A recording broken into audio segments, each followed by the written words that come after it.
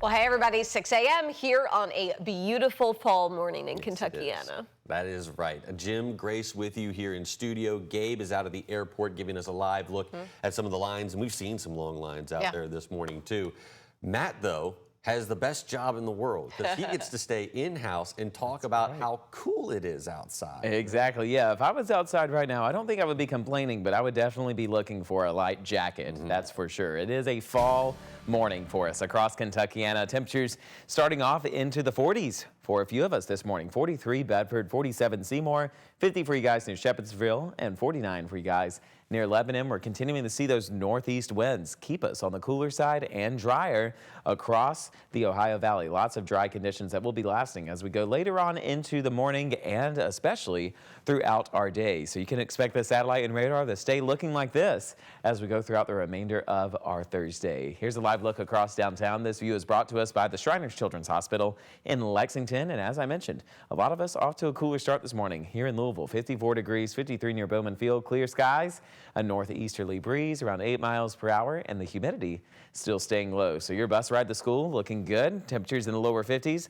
On your way home, we'll see that sunshine warm us up only into the upper 60s throughout the course of the day. So here's what you can expect for the remainder of our Thursday. The clear skies continue. The sunshine brings us back into the 60s by 12 p.m. and then we do not pass the upper 60s as we head later on into the day. Those northeast winds will still be continuing throughout the evening and nighttime hours, and we have a cool start to our Friday morning. Likely tomorrow morning we'll start off in the 40s, and a few of you may even see the 30s. We'll have all the details about that coming up in a few short minutes. Here's an update on traffic this morning. So far, we do have 2 slow spots on I-65. The first one has the right-hand shoulder blocked due to a stalled vehicle on I-65 southbound before exit 128. And then another stalled vehicle has the right-hand shoulder blocked, and that is at I-65 southbound just after exit 127. So keep those spots in mind this morning. Jim, Grace? Matt, thank you very much. Well, we turn now to day 9 of the federal government shutdown. On Wednesday, Democrats and Republicans still not able to pass proposals to fund the government. They failed yet again inside the Senate. The shutdown could soon hit home at Louisville's airport, one of the nation's busiest cargo and connection hubs. Gabe Gonzalez and Emma Gefter are live for us at Muhammad Ali International this morning. And Gabe, we do know that SDF sees a huge amount of cargo flights coming through.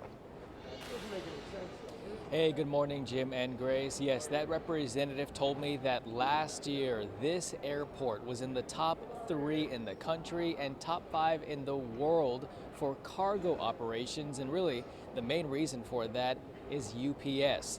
Now, in 2024, SDF handled more than 6.9 billion pounds of cargo.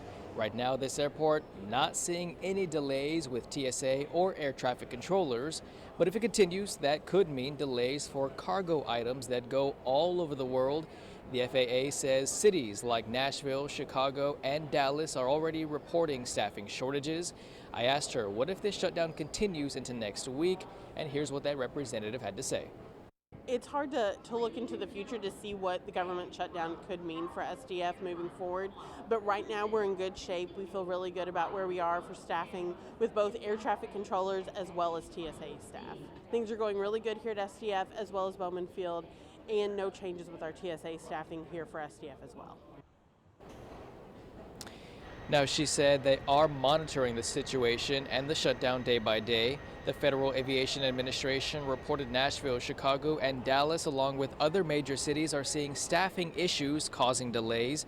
And Transportation Secretary Sean Duffy said yesterday, over the past 9 months, 5% of air travel delays were caused by staffing shortages. But on Wednesday, that number jumped to 53%. And tomorrow would be the first paycheck that these employees could miss if the government does not open. Now back here at the airport this morning, let's take a look at what we're seeing right now for the lines of TSA. Not too bad. We have seen it worse so far this morning, but everything is going smooth. We have not heard of any hiccups for any reason this morning, so that is good news in case you are coming to the airport. And we also went down to Fort Knox yesterday. We talked with local businesses. We talked with the mayor of Radcliffe, Kentucky, which is just around the corner from Fort Knox. We'll have what they have to say about the government shutdown coming up in the next half hour of GMK. Jim and Grace, back to you. Gabe, thank you very much. Well, new this morning into the newsroom, a 15-year-old boy has been arrested after a man was shot and killed in the Russell neighborhood. Now, the shooting happened just after 7 p.m. on September 28th near the intersection of West Market Street and Dr. W.J. Hodge Street.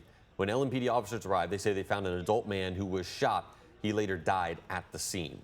The arrest was made yesterday. That teen now being charged with murder and possession of a handgun by a minor. Police say they are still investigating. Well, JCPS is facing one big task: reduce their spending by $132 million, and the deadline for that next fall. Superintendent Dr. Brian Yearwood says the district won't touch local tax rates until it gets the budget deficit down to zero. Yearwood was at Vincenzo's for the Louisville Forum Wednesday, discussing his plans for JCPS's future.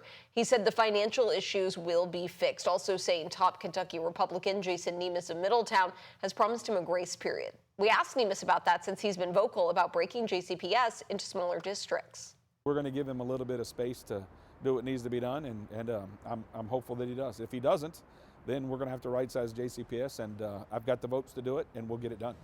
We will fix this.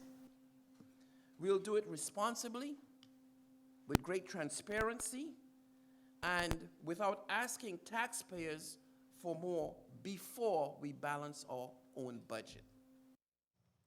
Yearwood's budget proposal is due in January. Also at that forum, Yearwood was asked about the U.S. Department of Education's Office for Civil Rights pulling a $9.7 million grant that JCPS was due over civil rights violations. Yearwood says that money was aimed at giving more students access to high-quality magnet school options. But the Ed Department's Office for Civil Rights says that JCPS was unlawfully considering race and discriminated based on the racial makeup of its schools. What was different this time was OCR's unwillingness to work together at a fair solution through conversation and discussion. It was this way or the highway. There was no chance for discussion, explanation, clarifications. Now, Yearwood says that other school districts are losing these same grants based on these same reasonings across the country. Now, this comes as JCPS, again, is having to cut $132 million worth of spending. Happening today, former Metro Police Detective Brett Hankison is set to head to prison. This after a federal judge denied Hankison's request to stay out while the appeals process plays out. A federal jury found Hankison guilty of violating Breonna Taylor's civil rights during a 2020 police raid on her home. In July, a judge sentenced him to 33 months in prison, but his attorneys have been working to appeal that sentence. As of right now, we still do not know where he's going to be held. And the Louisville Kings held an official launch event down at Lynn Family Stadium yesterday.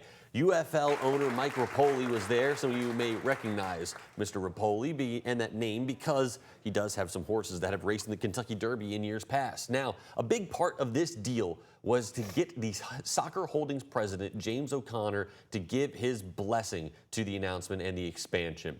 Rapoli mentioned that 31 cities applied to be expansion teams, but the league, namely Rapoli himself, sought out Louisville. I definitely saw Louisville. I mean, you know, being familiar with the city, being familiar with the people, you know, all the restaurants, Churchill, my relationship with those guys, honestly, just seeing the stadium. I mean, it's been here since 2019. Since I was never looking to buy the United Football League, I never saw the stadium outside the highway, so it's pretty funny that I saw it. The team will debut in this upcoming March. Later on in sports, though, Kent Spencer will go into more details about what this upcoming season holds.